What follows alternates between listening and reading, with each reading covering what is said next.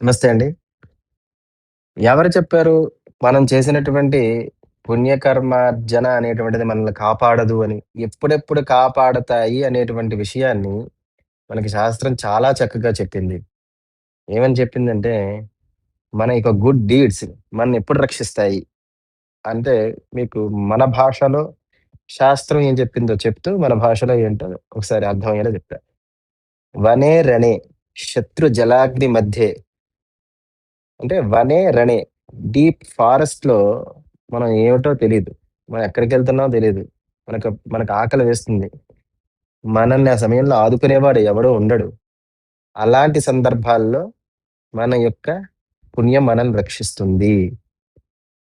అంటే క్రూర మృగాల చెంట మనం రక్షింపబడుతున్నామంటే ఎన్నో రకాలైన పాములు, ఎన్నో రకాలైనటువంటి ఆకలి బాధలు, ఎన్నో రకాలైనటువంటి క్రూర జంతువుల మధ్యలో అడవిలో చాలా కష్టం.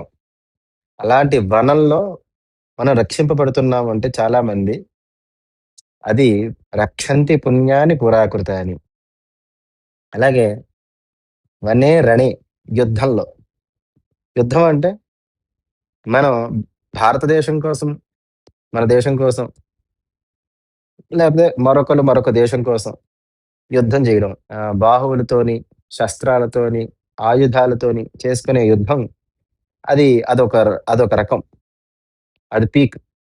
ఇంకో రకమైన యుద్ధం ఉంది. అది నిత్యం ప్రతి మనిషి కూడా తన బ్రతుకు కోసం బయట చేస్తున్నటువంటి యుద్ధం. బయట పడుతున్నటువంటి కష్టం అదే యుద్ధం లాంటిదనమాట. అలాంటి యుద్ధంలో కూడా మనల్ని రక్షంతి పుణ్యాని పురాకృతాని రక్షిస్తుంది. శత్రు జలాగ్ని మధ్యే శత్రువుల నుండి శ్ మనకి ఇక్కడ శత్రువులు అంటే బాహ్య శత్రువులుంటారు, అంతఃశత్రువులుంటారు. అరిషడ్వర్గాలంటారు వాటిల్ని. బాహ్యమైనటువంటి శత్రువులు మనల్ని దరిచేరకుండా, మన మీద ఎర్రచూపు పడకుండా, మనకి ఎక్కడికక్కడ వారి నుండి బయటపడిపోతూ ఉంటాం తెలియకుండానే. శత్రు అది. అది ఎవరు రక్షిస్తున్నారంటే మన పుణ్యమే మనల్ని రక్షిస్తున్నది. అలాగే జల, అగ్ని మధ్యే ఫ్లడ్స్, సైక్లోన్స్, వరదలు, తుఫాన్లు ఇవన్నీ ఉన్నాయి. ఇవన్నీ వస్తూ ఉంటాయి మనకి ప్రకృతిలో. ప్రకృతిలో వస్తున్నప్పుడు మనల్ని ఎవరు రక్షిస్తున్నారండి? కొంతమంది రక్షింపబడుతున్నారు, కొంతమంది బాధపడుతున్నారు అదే సమయంలో కూడా. అది రక్షంతి పుణ్యాని పురాకృతాని. జల, అగ్ని మధ్య అయితుంది కదా! అలాగే ఇంకా మహార్ణవే పర్వత మస్తకేవ. మహార్ణవం అంటే సముద్రంలో. సముద్రంలో ఎన్నో ఓడలు వెళ్ళిపోతున్నాయి. ఎంతో మంది ప్రయాణం ఇప్పుడు క్రూడ్ ఆయిల్ చూడండి కొన్ని షిప్సేమో వస్తున్నాయి. కొన్ని షిప్స్ రాట్లేదు. కొన్ని షిప్స్ ఇబ్బంది పడుతున్నాయి. ఇజ్రాయెల్, ఇరాన్ యుద్ధం మధ్యంలో ఈ షిప్స్ కొన్ని మధ్యలో ఆగిపోతున్నాయి. కొన్ని షిప్స్ మీద బాంబులు వేస్తున్నారు. కార్గో షిప్స్ మీద. కొంతమంది బయటపడుతున్నారు. కొంతమంది బయటపడలేకపోతున్నారు. ఇదే సముద్ర మధ్య అంటే, అంటే మహానవే. సముద్రంలో ఇదే గాదు. సముద్రం మీద ప్రయాణం, సముద్రం మీద వ్యాపారం చేసుకొని బతికే వాళ్ళందరూ కూడా మత్స్యకారులు వీళ్ళందరూ కూడా మరదే కదండీ! వాళ్ళు సముద్రం మీదకెళ్ళకపోతే పనవ్వదు. ఏది వాళ్ళని కాపాడుతున్నదంటే పురాకృత అని. ఇలా చెప్పుకుంటూ పోతే పర్వత మస్తకేవ.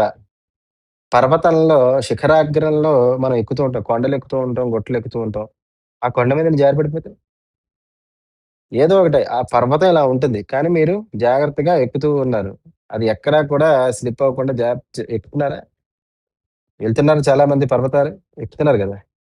పర్వతాల్లో ఉండేవాళ్ళ గురించి గూడా చెప్తున్నా. ఆ పర్వత శిఖరాగ్రాల దగ్గర ఇల్లు కట్టుకొని ఉంటారు. మరి వాళ్ళ పరిస్థితి? అలా మనం ఉండట్లేదు కదా! అని కాదు. ప్రతి దగ్గర, ప్రతి పాయింట్ నిశితంగా పరిశీలించి శాస్త్రం చెప్తున్నది.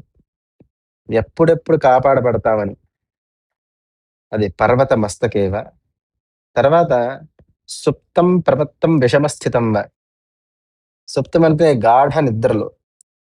గాఢ నిద్రలో హాయిగా నిద్రపోతూ ఉంటాం గదా! మనకే ప్రమాదం ఉంటాయి అనుకోవడానికి లేదు గదా!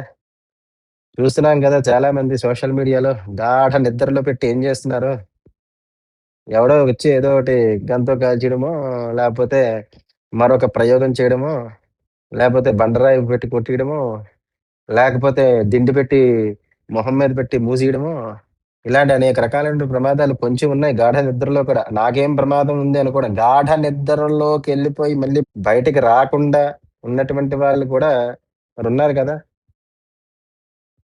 పడుకొని ఉంటూ ఉంటేనే వాడు చనిపోతారు. ఎలాగా? అంటే అయిపోతుంది. ఆయువు అక్కడితో అయిపోతుందది. అక్కడ గూడా మనం రక్షింపబడుతున్నాం. మన పరమేశ్వరుడు మనల్ని రక్షిస్తున్నాడు. మనం చేసుకున్న పుణ్యమే మనల్ని రక్షిస్తున్నది. ఇది గమనించాలి. ప్రమత్తం. అప్రమత్తంగా ఉండం కొన్ని విషయాల్లో. ప్రమత్తం అంటే జి చాలా జాగరూకుడై ఉండాలక్కడ. ఒక సైకిల్ గాని, ఒక బండి గాని, ఒక కారు గాని నడుపుతున్నప్పుడు అనేక రకాల వైపు దృష్టి మళ్లుతూ ఉంటుంది. అంత జాగరూకంగా చాలా మంది సేఫ్‌గా ఎళ్ళాలంటది. వచ్చు గాబట్టి అది మజిల్ మెమరీకి సంబంధించింది గాబట్టి వెళ్ళిపోతూ ఉంటుంది. ఒకసారి వచ్చేసాక.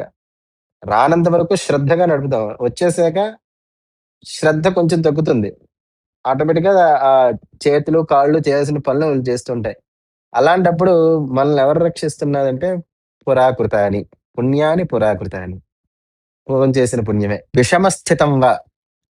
విషమస్థితం వా అంటే దుర్ఘటనలు జరిగినప్పుడు, ఒక కష్టకాలం మనకి వచ్చినప్పుడు, మనం ఎదుర్కోలేనటువంటి కాన్సీక్వెన్సెస్ మన దగ్గరకొచ్చినప్పుడు, మనల్ని మళ్ళీ రక్షిస్తున్నది మన పుణ్యమే.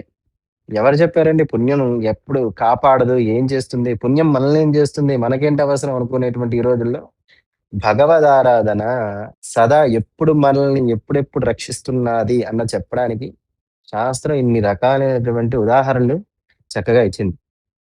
అర్థమైందండి? శుభం.